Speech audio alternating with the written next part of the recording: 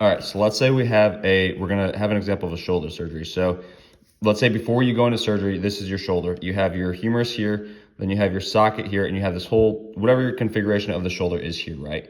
That is continually, and then we have your brain here. So this is sending information up to your brain, then your brain is responding, and that's what dictates how this area shows up, right? So there's this loop that happens with, we're just going to use your shoulder, but this could be any body part. There's this loop that happens when you go and you get a surgery. Let's say now instead of it being like here and here, now after the surgery, it's here and here, right? So just for demonstration purposes, like the humerus moved up a little bit. That's not exactly what happens, but let's just say that that's what happens.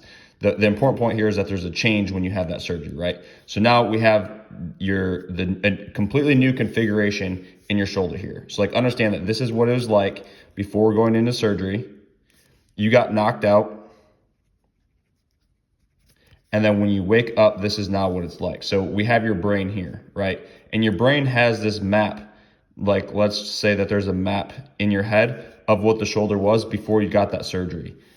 So you get knocked unconscious, you have the surgery, it changes, and now your brain, this map that it had before is no longer accurate, right? So this map that it had before is no longer accurate for this area, for the shoulder, for the operation or the thing that just happened. So what we want to do in order to be able to map that area, remap that area, is we need to be able to send signals up, because that's how that map gets built in the first place, right? We have that information that's sent from that area up to the brain responds. This is how we build the map of what's going on, is basically by using it, right? So in order to remap that area after the surgery, that is the reason, or we want to start moving that area. So we want to be able to start sending feedback to the brain from the area so that the brain starts to understand, okay, this is what's going on. So now it can start to take that map and it can start to remap that based on your current configuration. So this is why after some type of, we can use the example of shoulder surgery, but after any type of surgery, it's not like we want to go absolutely crazy for those first couple days, but we do want to take, or even first couple weeks, but we do want to take like this new configuration that you have, and we want to start to send information feedback up to the brain. That might mean that you move it like, let's say it starts here. It might mean that you only move it to here. Like let's say this is your humerus, you only move it up there and you move it down there. This is just one dimension, but you get the point, right?